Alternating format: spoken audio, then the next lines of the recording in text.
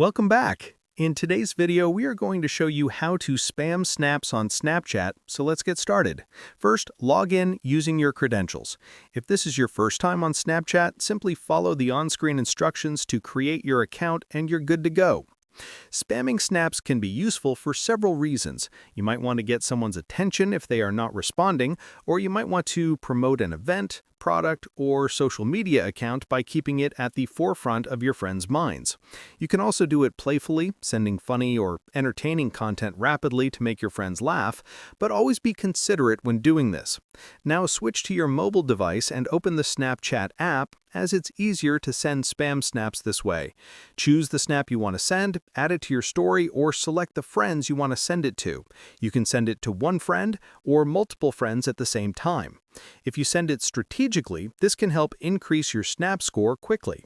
And that's it. That is the easiest and fastest way to spam snaps on Snapchat. If this helped you, make sure to like the video and subscribe for more tips. See you in the next one.